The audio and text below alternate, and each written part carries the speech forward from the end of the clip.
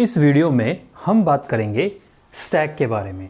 तो स्टैक क्या है? स्टैक है एक डेटा स्ट्रक्चर। क्या है ये?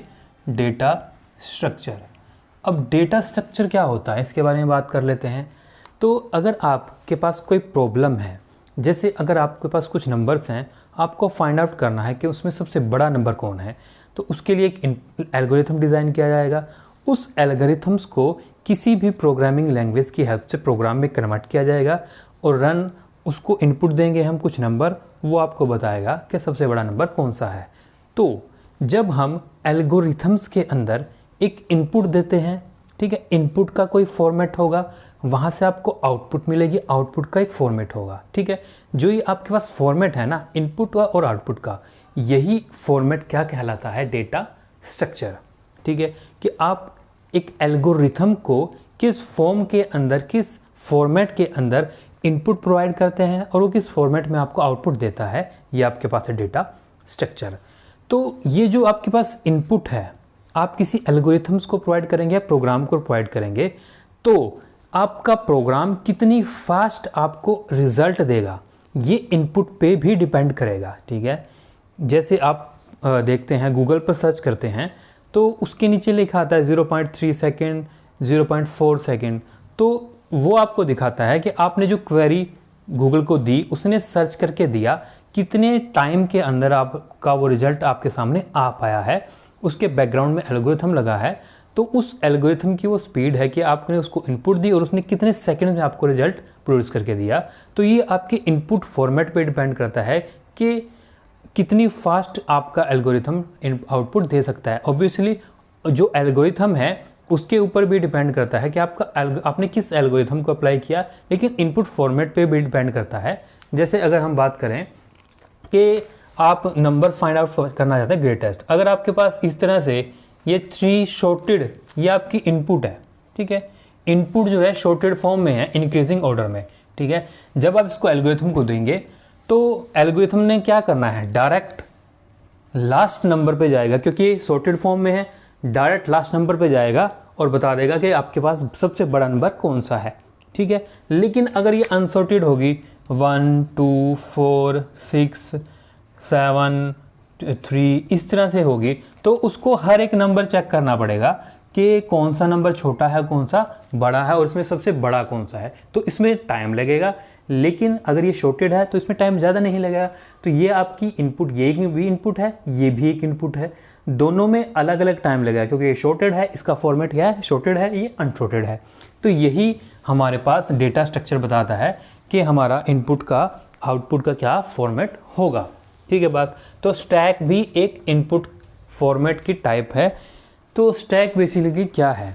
जैसे आप प्रोग्राम बनाते हैं, आपका प्रोग्राम कहाँ रन होता है? मेमोरी के अंदर, रैम के अंदर। तो बेसिकली स्टैक भी क्या है?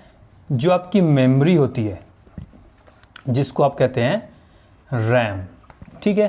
रैम के अंदर ही एक एरिया, जब आपका प्रोग्राम चलता है, अगर उसको स्टैक की रिक्वायरमेंट, स्टैक की ज़रूरत है रन करने के लिए, तो रैम के अंदर एक पर्टिकुलर एरिया असाइन किया जाएगा, ठीक है।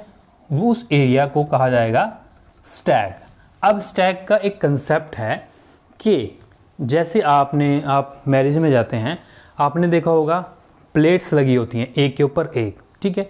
तो आप ऐसा नहीं करते कि जाते हैं सबसे लास्ट में से प्लेट निकाल ली या बीच में से प्लेट निकाल ली, आप सबसे जो ऊपर प्लेट रखी होती है आप उसी को उठाते हैं।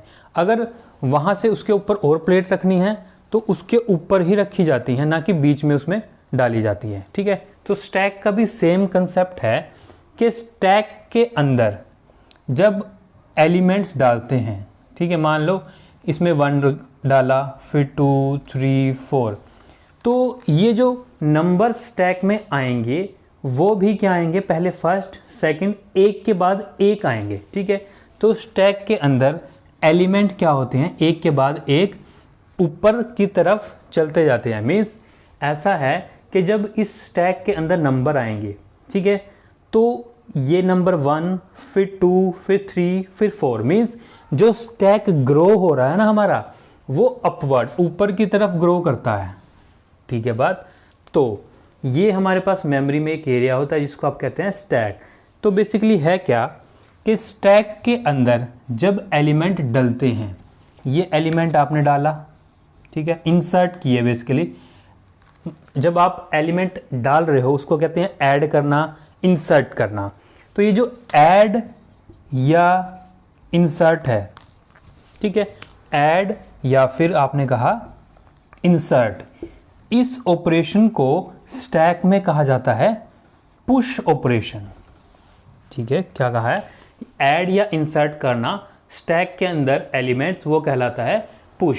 लेकिन जब आप इसमें से एलिमेंट निकालते हैं, ठीक है, आपने क्या किया, इसमें से डिलीट किया। डिलीट क्यों किया, मान लो आपने इस एलिमेंट के ऊपर कोई एक्शन परफॉर्म करना है, तो आपको यहाँ से एलिमेंट को उठाना पड़ेगा, ठीक है, वही एलिमेंट उठाना क्या कहलाता है, डिलीट करना। और ये डिलीट ऑपरेशन क्या कहलाता है, पॉप।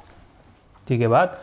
तो स्टैक के अंदर दो ऑपरेशन होते हैं, पुश और पॉप। जब आप एलिमेंट ऐड करते हैं स्टैक के अंदर वो कहलाता है पुश, जब आप उसमें से आप एलिमेंट निकालते हैं या डिलीट करते हैं वो कहलाता है पॉप। ठीक है, तो स्टैक की डेफिनेशन एग्जाम में पूछ ली जाती है कि स्टैक इस तरह से होता है। ये दो शॉर्ट फॉर्म आ सकती हैं, एक को कहते हैं लीफो, एक फिलो। लीफो का मतलब last in first out, means ये प्लेट्स की तरह से है कि जो सबसे ऊपर का एलिमेंट ये सबसे लास्ट में गया ना इसके अंदर, ठीक है, लास्ट इन सबसे लास्ट में गया, तो और यही सबसे पहले निकलेगा यहाँ पे। ठीक है, तो ये क्या हो गया, लास्ट इन फर्स्ट आउट, जो लास्ट में एलिमेंट गया था, ठीक है, वही सबसे पहले बाहर आएगा। या फिर दूसरी तरह से कह सकते हैं, ये एलिमेंट इस तरह से उठेंगे, पहले 4 जाएगा, फिर 3 जाएगा, फिर 2 जाएगा, फिर सबसे लास्ट में 1 जाएगा। तो 1 यहाँ पर सबसे पहले आया था, लेकिन इसमें ये जो डिलीट होगा सबसे लास्ट में से होगा, तो ये आ गया फर्स्ट इन, सबसे पहले आया, लास्ट आउट, सबसे लास्ट में गया। ठीक है, तो ये दो डेफिनेशन इसकी आ सकती हैं, लिफो और फिलो, के लास्ट इन फर्स्ट आउट और फर्स्ट इन लास्ट आउट। ठीक है, तो ये जो मेमोरी है या रैम है, इसका कंसेप्ट भी हम पढ़ेंगे धीरे धीरे, जैसे कोर्सेज ऐड होते जाएंगे वहाँ पे इसके मेमोरी के कंसेप्ट को पढ़ेंगे। ये बेसिकली जो आपको दिख रहे हैं ना, ये इस तरह से बने हुए, ये मेमोरी लोकेशंस होती हैं। ठीक है, मेमोरी लोकेशंस पर ये जो एलिमेंट्स हैं ये ऐड किए जाते हैं। ठीक है, तो ये हमारे पास था स्टैक का कंसेप्ट। अब स्टैक की कुछ ये बेसिकली अभी इंट्रोडक्शन ही है स्टैक के बारे में। अभी हम और पढ़ेंगे कि पुश कैसे करते हैं एलिमेंट, पॉप कैसे करते हैं, कैसे इसमें ऐड करेंगे, कैसे इसमें से एलिमेंट को निकालेंगे। ये तो सिर्फ एक बेसिक इन्फॉर्मेशन है कि स्टैक होता क्या है। ठीक है, स्टैक के अंदर कौन से दो ऑपरेशन हैं, ठीक है, और इसकी कुछ एप्लीकेशन है, मीन्स स्टैक का यूज़ कहाँ कहाँ हो सकता है। सबसे पहले होता है रिकर्शन। रिकर्शन होता है फंक्शन कॉल बेसिकली। रिकर्शन का मतलब जैसे आपने फैक्टोरियल पढ़ा है, 3 फैक्टोरियल 3 इंटू 2 इंटू 1। अगर आप इसको प्रोग्राम की हेल्प से इम्प्लीमेंट करते हैं ना, तो यहाँ पर लगती है फंक्शन कॉल, कि एक ऐसा फंक्शन लगता है जो अपने आप को ही बार बार कॉल करता है, वो बेसिकली होता है रिकर्शन।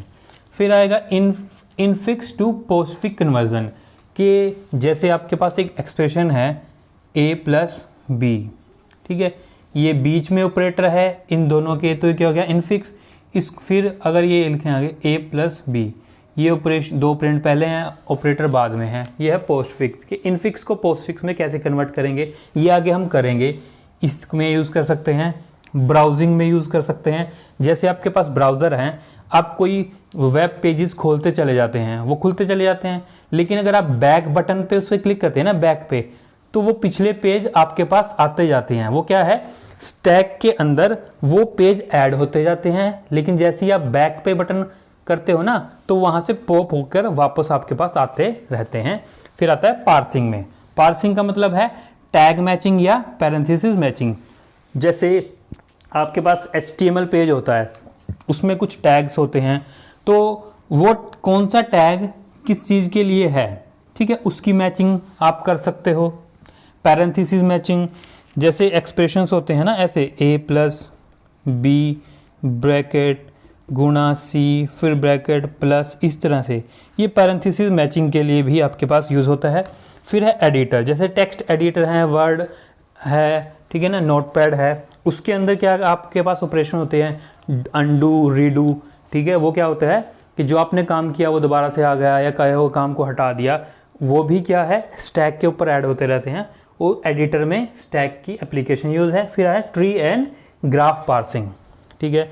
ट्री भी के बारे में भी आपको इंट्रोडक्शन देंगे। ट्री कुछ इस तरह से एक डेटा स्ट्रक्चर होता है ये भी, ठीक है। यहाँ पे इसके कुछ इस तरह से ये होता है ट्री, ठीक है। और एक होता है ग्राफ। जब आपके पास नोड कुछ आपस में इंटरकनेक्टेड होते हैं वो कहलाता है ग्राफ। जब नोड्स इंटरकनेक्टेड नहीं होते हैं, मतलब कि कनेक्ट तो होते हैं लेकिन उसमें लूप नहीं बनता, ये ट्री होता है, ये ग्राफ होता है। उसकी पार्सिंग, ट्रैवर्सिंग में भी आप स्टैक को यूज़ कर सकते हैं, ठीक है। ये आपके पास एप्लीकेशंस हैं। इसमें हम इन्फोक्स टू पॉस्फिक कन्वर्जन पढ़ेंगे, ठीक है, और ट्री के बारे में थोड़ी सी इन्फॉर्मेशन लेंगे, ठीक है। बात तो ये इंट्रोडक्शन थी स्टैक के बारे में। अगर वीडियो अच्छी लगी है तो प्लीज़ चैनल को सब्सक्राइब करें, वीडियो को लाइक करें, बेल आइकन को दबाएं। अगर आपको बुक चाहिए कंप्यूटर साइंस यूट्यूब के लिए तो डिस्क्रिप्शन में लिंक है, वहाँ से जाकर परचेज कर सकते हैं। धन्यवाद।